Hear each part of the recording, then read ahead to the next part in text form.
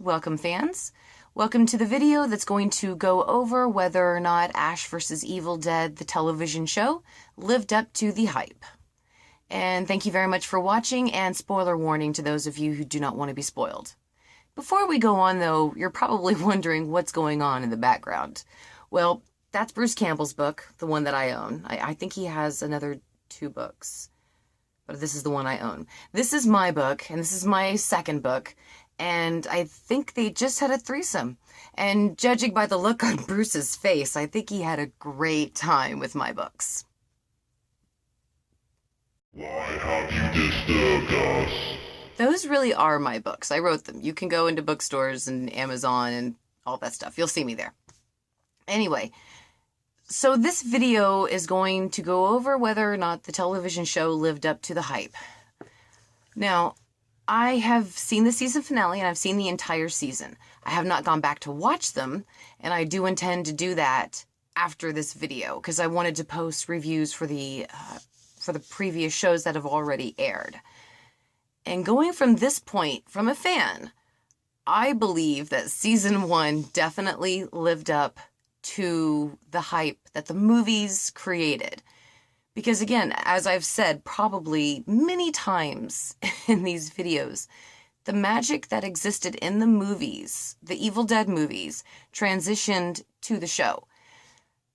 The jokes, Ash, the Evil Dead, and the gratuitous violence and gore is there. And you combine those 4 elements, and it's like a base mixture for perfection. You pepper in some Bruce Campbell. You know, you got to add, though, a lot of pepper because, you know, Bruce obviously is Ash. But I really think that this season did a spectacular job incorporating all the elements that we appreciate about the movies and putting them into the show. And I also think that it was very cool of Starz to let them do this. Because let's face it, guys, Ash vs. Evil Dead, I'm sure for the first season, probably does not have the biggest following compared to other major network television shows.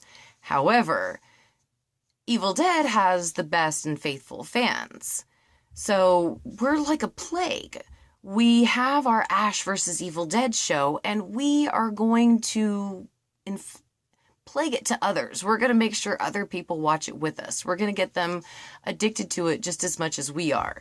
Because I know my father loved the movies, but he watched the entire series. I know my brothers did. My husband did, but that was just because he loves the Evil Dead movies. And I told him that the show would be great, and it was really good. So another thing that a lot of people have criticized the show on is where Ash Williams is in life when the television show picks up. It's almost as if it's maybe 10 years down the road, maybe 20, something such as that. I think in the season finale, Lucy Lawless said 40 years to Ash, and he said 10 years, 10 years, something like that. But it's been a little bit of time, and Ash is still a stock boy at the grocery store that he worked at in, I believe, in The Evil Dead.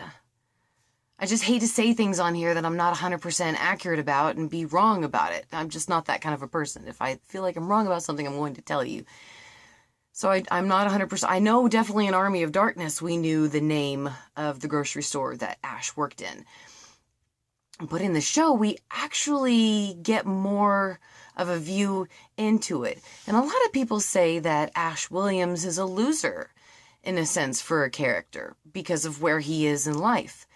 And let me tell you something, people. I came to a realization when I was sitting here kind of coming up with ideas for the show. And I think that in a way, we're all Ash Williams. I mean, I was the geek in high school who loved to read books and watch movies and tell my friends what to read or watch. I mean, I would bring The Evil Dead to slumber parties, and, you know, when we went to band camp, and I brought The Evil Dead for, like, the whole entire camp to watch. I mean, yeah, I made sure that anybody that I knew or was acquainted with watched this movie. And I was a big horror buff. Maybe you were the popular person or the slut or something, you know, it does not matter. But I am still that movie buff that is now on YouTube telling people to watch the show that I watch. I may be a writer. And in essence, obviously I'm poor. But it doesn't matter. I am in some way Ash Williams because I'm still doing the exact same thing I did when I first watched the Evil Dead movies. And I'm sure that you people out there are as well. I'm sure there are some of you out there that are still in some way doing, hopefully, what you were doing back then when you watched the movies. So I don't find Ash Williams as a loser, pathetic character. I actually sympathize with him a lot. A lot. I think possibly that if he were a real person, we'd hang. We'd hang, we'd smoke up, we'd make fun of chicks. You know, that's just the way it goes. You know, oh, and I would want him to show me his boomstick. And when I say that, I do mean his gun, okay? I'm happily married. Boomstick, I love that. Love that terminology. So again, we're all somewhat that character. So I love how they wrote Ash in this new series as still a relatable person. And it's just a funny thing, you know, he gets high with this chick, and I've never known marijuana to honestly do that to people, but if it exists in Evil Dead world, it's fine by me. He gets high, you know, he gets laughing funny with the chick, and he reads from the Necronomicon and releases the Evil Dead. And unfortunately, it plagues him and comes back for him. And I love it, the cheesiness. God, B-grade horror for me, I am a big fan of that too. It does not have to be a spectacular, great horror movie. As long as it has a good plot line, pretty fairly decent acting, and okay special effects and graphics. I don't need CGI digital effects. I think all that crap is shit anyway. Give me original, you know, 70s, 80s kind of horror movies where they actually splattered paint across your face to give the replica effect of blood being splurted across you. I think that's great. Don't give me a stupid CGI effect where we think blood is going to be splattered across Bruce Campbell. Excuse me. Sorry, Bruce. Splat that shit across him. I want real special effects. I guess when you say real special effects, that's kind of a little... Anyway. But that is, again, a part of the Evil Dead's magic. So, again, in my feeling, in accordance to the storyline, the character development, and the special effects, and the cheesiness, the one-liners, everything that we love about Evil Dead, the movies, is in the show. And as long as season 2 sticks to that formula, I think season 2 is also going to be very successful. I would love to write for the show. Absolutely, I'm a writer. I've got books out. My samples are out there, people. Writers, if you ever watch the show. But I honestly don't think my balls are big enough to write for Ash versus the Evil Dead. I think you have to be an extreme level of cool, and I just don't think I'm there yet. Possibly maybe season 3.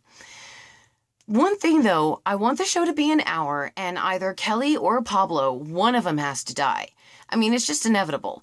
When I posted in Did Kelly and Pablo survive the season in a prior post, I posted in there that, yes, they did make it, and I'm glad that they did because Ash needs some, help in fighting this Evil Dead. But after I thought about it for a while, I guess it would be really cool to see one of them die in season 2, and I'm not trying to be morbid by saying that, but it's just another part of the magic of the Evil Dead. The people that Ash love and care about don't make it. And at the end of season 1, you know that even though Ash makes a selfish decision to go to Jacksonville and just forget about the book and Ruby and everything, he still makes the quintessential decision to take Kelly and Pablo with him and not leave them there to suffer the fate of the Necronomicon and Ruby. He takes them with him. So he has attached himself to that, and we got confirmation of that at the end of the season finale. And I think that's possibly why the writers did not kill off Kelly and Pablo, because they're going to do it in season 2. I think one of them is going to go, and I'll do a predictions a little later after I've thought about it just a little bit more. But that is my thought.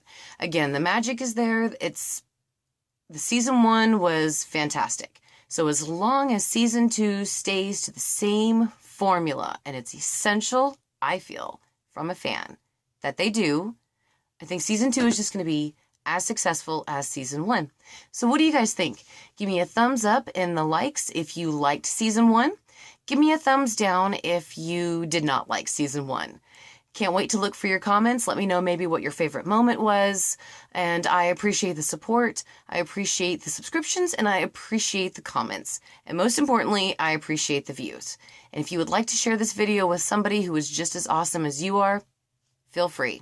Happy New Year, everyone, and I'm looking so forward to season 2 of Ash vs. Evil Dead. Take it easy.